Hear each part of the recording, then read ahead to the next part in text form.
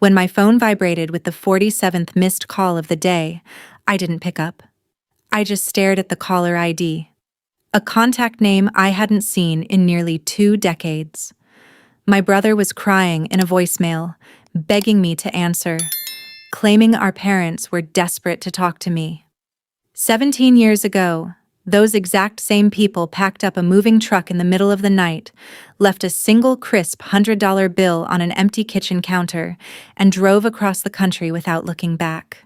They left a 15-year-old kid to figure out how to survive on her own. Now, after 17 years of dead silence, my name had suddenly popped up in a public registry, revealing what I'd built from the ashes of their neglect. Within 24 hours, I had over 100 missed calls. They thought they were calling a desperate daughter. They had no idea who was about to answer. My name is Emily Carter, and today I'm 32 years old.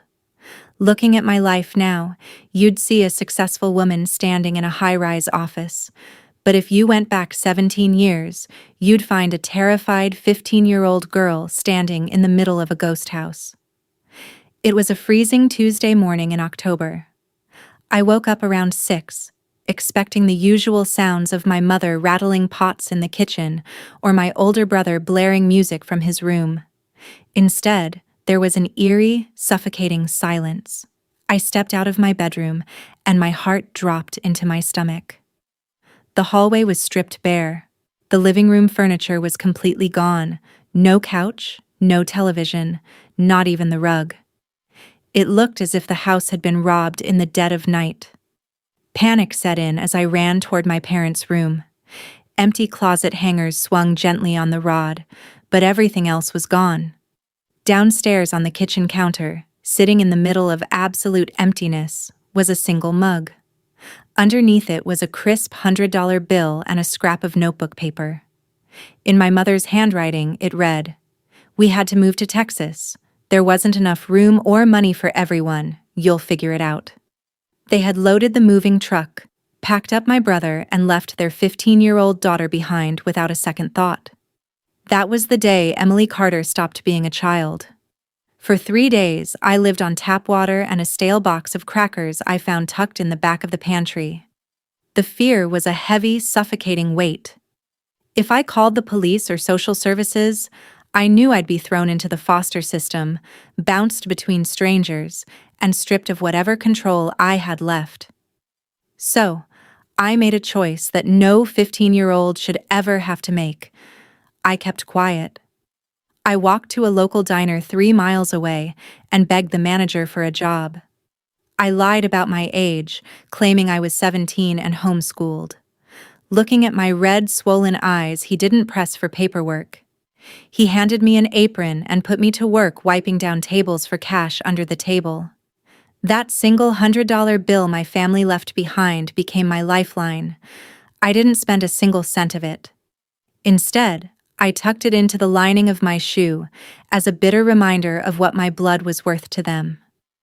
Every night, after scrubbing diner floors until midnight, I'd sneak back into the empty, cold house. I slept on the floor in my closet with a baseball bat beside me, shivering under a thin blanket, listening to every creak of the floorboards. When the landlord eventually showed up with an eviction notice 2 weeks later, I packed my backpack with my few remaining clothes and walked away. A classmate's older sister let me sleep on a cot in her garage in exchange for cleaning her house on weekends. I worked 2 jobs, finished my high school credits online at the library, and survived on pure, unadulterated spite. The family that abandoned me thought I'd drown. Instead, I learned how to build an ark. By the time I turned 18, while most kids my age were heading off to college dorms funded by their parents, I was signing my first apartment lease with cash saved from working 80-hour weeks.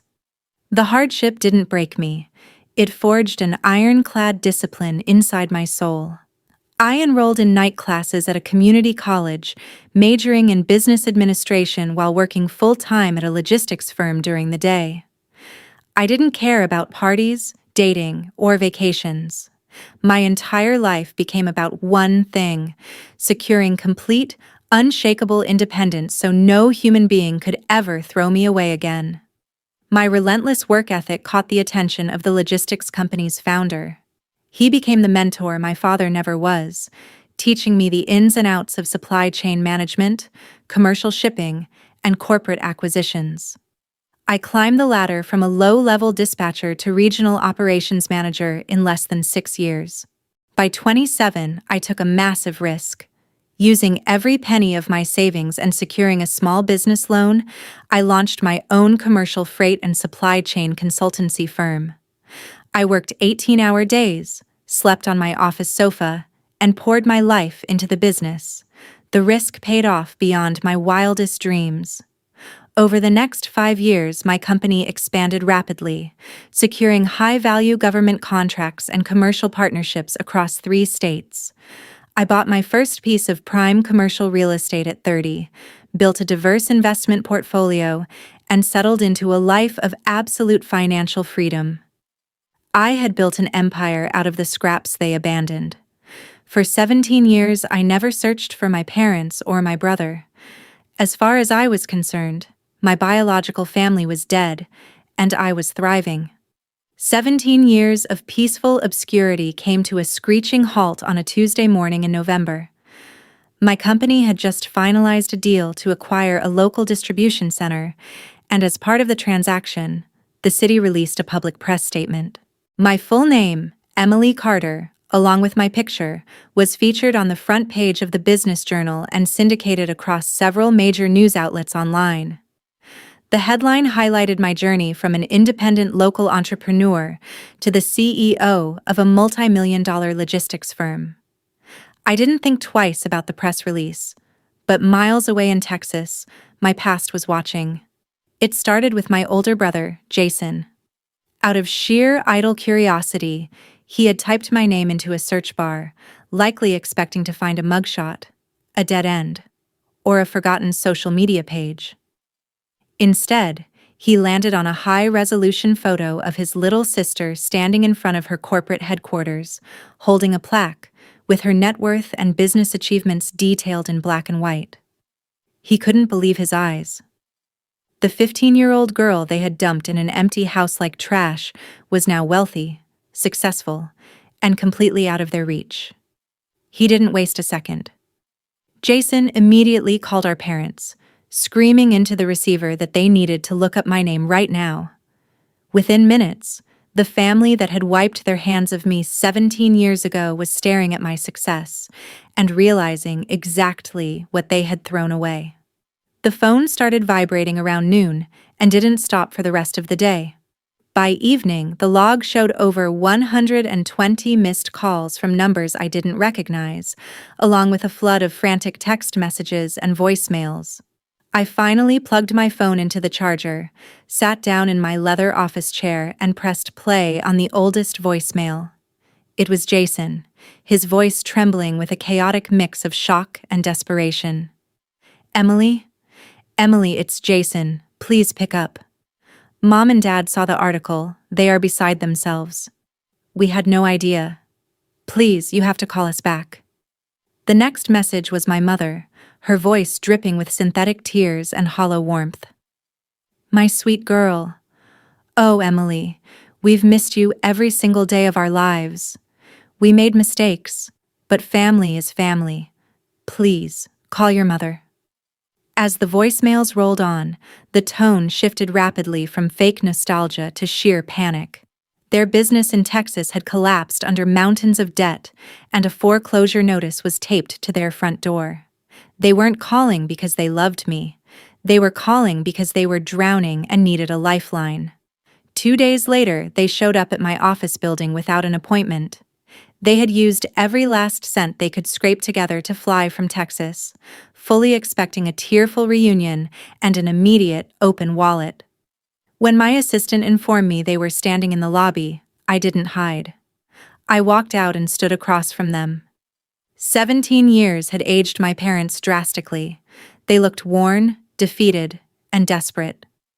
Jason stood beside them, shifting uncomfortably in his cheap suit. "Emily!" my mother cried, stepping forward with outstretched arms. My baby, you survived. I took a step back, keeping my hands resting calmly at my side. Do not step any closer, I said, my voice as cold as ice.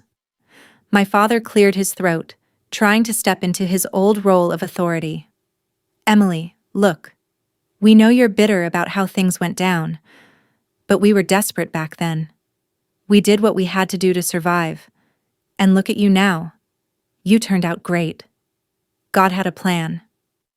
God didn't feed me, scrub diner floors, or sleep on a garage floor. I replied, staring directly into his eyes. I did that. You left a 15-year-old child in an empty house to freeze. Jason spoke up, his voice cracking. Emily, please. The bank is taking Mom and Dad's house next week. We're going to be homeless. You have millions. A few $100,000 is pocket change to you. You think this is about money? I asked quietly. 17 years ago, you decided what my life was worth. You ran the math, packed your bags, and left me with a single bill. You didn't care if I lived or died. You only care now because you need a bailout. I reached into the inside pocket of my tailored blazer, pulled out a crisp white envelope, and extended it toward my mother. Her eyes lit up with sudden, desperate hope as she snatched it from my hands. Oh, thank you, Emily. I knew you still had a heart. She tore the envelope open with trembling fingers, expecting a cashier's check or a thick stack of cash to solve all their problems. But as she reached inside, her face completely drained of color. Inside was a single, brand-new $100 bill. What is this? Jason demanded, his voice rising in outrage. Are you serious? $100? 17 years ago, you left me on an empty kitchen floor with $100 bill and a note telling me to figure it out, I said, staring each of them in the eye. I'm returning your original investment. Consider your debt to me settled. I turned my back on them and gestured to the two security guards standing by the glass doors. Escort these people off the premises. If they step foot on this property again, have them arrested for trespassing. As security guided my screaming, crying family out into the street, I walked back to my office, took my seat at the desk, and looked out over the city I had conquered. They thought they had destroyed me when they left me behind, but all they really did was teach me how to build a life where I would never need them again. What would you have done if you were in my shoes? Would you have helped them, or walked away forever? Let me know in the comments below.